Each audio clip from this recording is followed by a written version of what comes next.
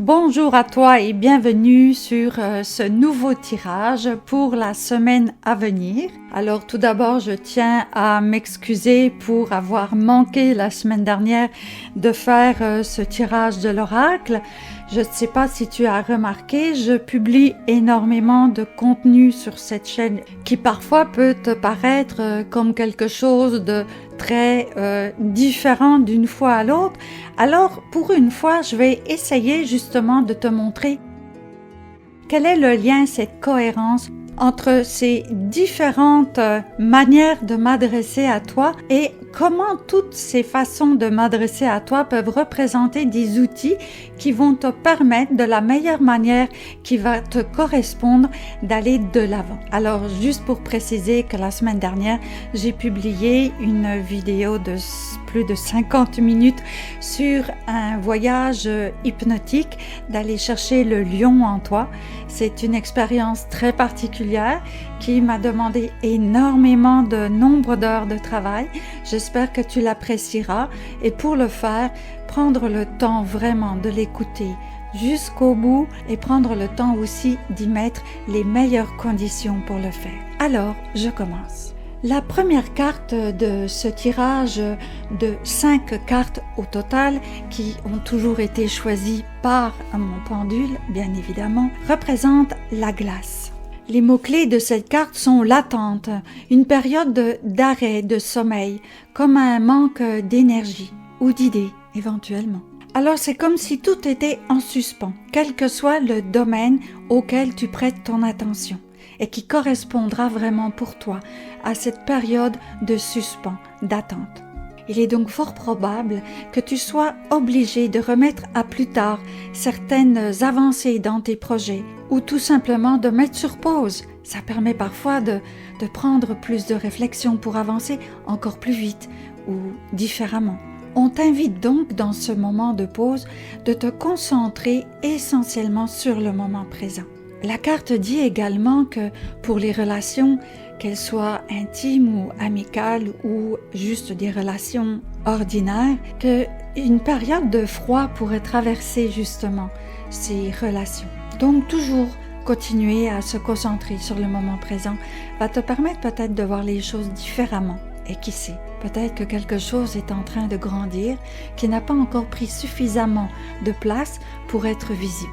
Alors, les 3 prochaines cartes sont celles du tarot de Marseille et la première qui est sortie, c'est la carte du diable. Alors, j'aime toujours à rappeler que la carte du fou est la carte qui vient s'insérer au milieu de chaque carte tirée que tu peux à tout moment mettre de l'avant.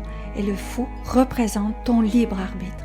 Ce ne sont pas les cartes qui décident de ton avenir, c'est toi qui vas décider comment tu vas mettre de l'avant tout ce qui va résonner en toi. Alors le diable représente toutes ces tentations bien matérielles, que ce soit la passion, le sexe, la jouissance, les biens physiques, tout ce qui va concerner ces réjouissances très matérielles et qui souvent peuvent nous enchaîner, comme toutes ces dépendances éventuellement, quelle que soit la forme de dépendance.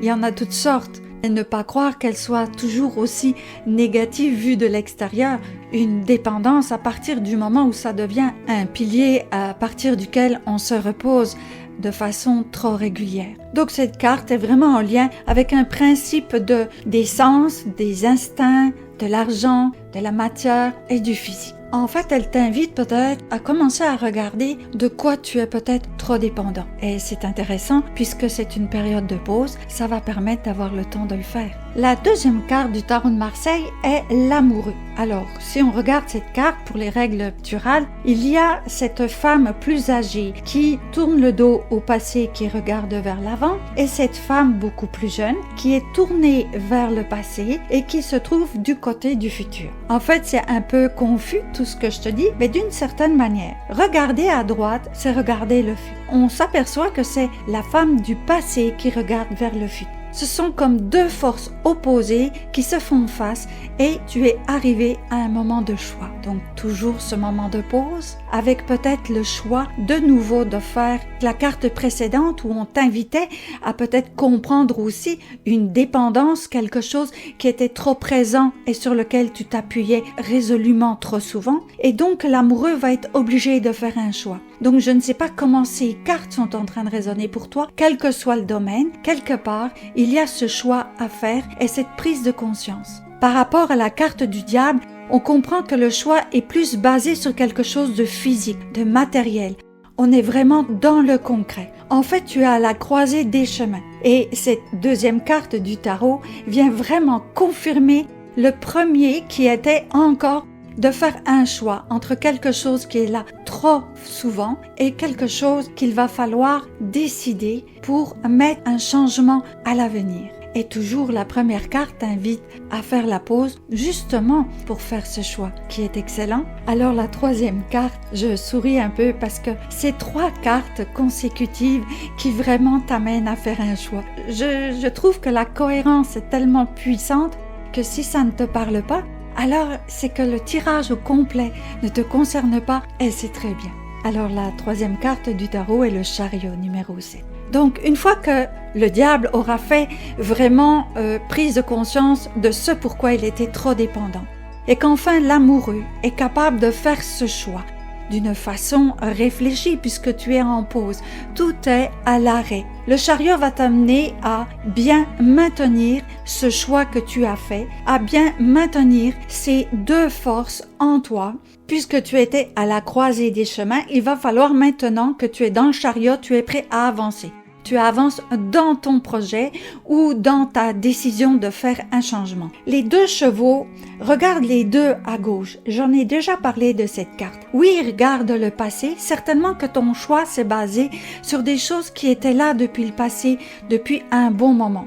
Seulement, le cheval bleu a vraiment les sabots tournés vers le futur. Donc, ta décision est vraiment pour aller avancer vers ton futur. Cette décision que tu viens de prendre là, maintenant, à suite à ton choix, c'est pour avancer. Et quand on voit le chariot, c'est vraiment une carte très active. On va avancer. Donc, le choix que tu vas faire, c'est vraiment le choix vers lequel tu as décidé de faire des changements et de voir ton futur différemment. Il va falloir trouver l'équilibre entre ces forces opposées qui tirent à droite et à gauche. Il va falloir que tu maintiennes vraiment fortement les rênes pour que l'équilibre se fasse maintenant que tu as fait ton choix et avancé dans cette direction. Toujours te maintenir comme une forme de centre qui va te demander un effort pour progresser. En fait, tu te trouves face au premier moment de fusion entre ces énergies à l'intérieur de toi qui sont plus souvent opposées. Tu es sur la bonne voie, ces 2 forces opposées sont là devant toi et il te suffit de bien écouter comment maintenir cet équilibre entre ces forces. Alors, comme je trouvais qu'il y avait énormément de cohérence dans ce tirage, et en même temps, peut-être que ça me pouvait manquer d'un peu de précision pour certains. Alors j'ai décidé de prendre un autre oracle, d'avoir une carte supplémentaire pour peut-être ajouter de la précision quand là ça devient imprécis pour certains. J'ai fait l'acquisition d'un tout nouvel oracle qui s'appelle « Dis-moi que tu m'aimes ». Alors j'ai hésité au départ parce que je me suis dit que j'étais pas vraiment attirée par faire des tirages pour les relations amoureuses. Et en fait, ma grande découverte, c'est qu'en fait, notre premier grand amour devrait être notre amour pour nous-mêmes. Donc, il est pas mal basé sur l'amour de soi. La carte qui est sortie a pour mot symbolique la liberté, l'autonomie et la mobilité. Vivre libre comme l'air pour être soi. Alors oui, comme le dit sa définition, le message est très clair. Tu dois instaurer et faire valoir ta liberté d'être et d'agir en toutes circonstances. Alors, depuis le début, on parle de choix, de faire une pause, de regarder là où on est peut-être trop dépendant, de faire un choix entre quelque chose qui était fréquemment dans le passé pour se tourner vers l'avenir. Et puis après, de mettre tout ça en action et de maintenir des énergies opposées qui sont pas toujours faciles à maintenir en équilibre, mais tu es dans l'action. Et là, cette carte, elle vient te dire que c'est peut-être toi que tu dois choisir quelque part. Tu sais, le domaine était varié au départ. Là, il devient un peu plus précis pour certains. Alors, comme le dit cette carte, il est possible que cette carte provoque peut-être un peu de jalousie ou un peu de bazar dans tes relations, si ce sont surtout des relations intimes. Donc, il suffira de trouver des moyens dans un lieu plus neutre, des moyens de communiquer pour mettre les choses peut-être un peu plus claires, puis retrouver le chemin de l'équilibre dans cette relation, si c'est le cas, qui va permettre de développer plus de confiance. Et bien sûr, il faudra être patient et prendre chacun sur soi, car en fait, la liberté n'a pas de prix. Et sache que quand tu te permets de prendre un peu plus de liberté, tu autorises ceux qui sont autour de toi à faire de même, à adopter aussi cette liberté pour eux-mêmes, à faire des choix, à se choisir. Alors pour ceux qui se trouvent dans des situations encore un petit peu plus délicates, il est précisé de ne pas culpabiliser, surtout s'il fallait briser des chaînes, et de vouloir prendre ton envol, car il est normal de ne pas se laisser mourir par un manque de liberté. Alors j'espère que ce tirage qui est vraiment, très cohérent à tous les niveaux, toutes les cartes te parlent vraiment de ce changement qui est à faire pour toi. Je ne sais pas quel sera le domaine concerné. Tout au début de cette rencontre, je t'ai parlé des différents podcasts ou différentes publications que je fais. J'ai fait beaucoup de publications de mon podcast « Moi aussi, je compte pour moi » où là, je t'aide à faire des changements. Le changement n'est pas quelque chose que l'on aime en général. On est plus confortable dans nos habitudes et on les gère quotidiennement, ce qui est donc plus facile à adopter. Seulement là, le tirage te parle vraiment d'un changement qui est peut-être nécessaire depuis un certain temps pour toi. Alors je t'invite à te référer à différentes publications. Et puis si tu as besoin de prendre une pause, de réfléchir avec un peu plus de concentration à l'intérieur de toi, je t'invite à aller voir les quelques voyages hypnotiques que j'ai publiés. Il y a le voyage d'ancrage et il y a celui aussi qui parle de liberté, de légèreté.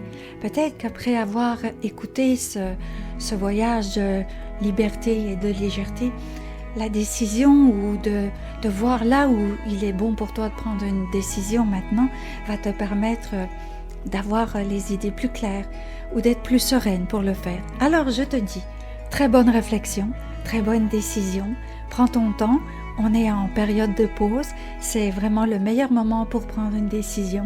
Ne te précipite pas, je te dis à la semaine prochaine, à très bientôt.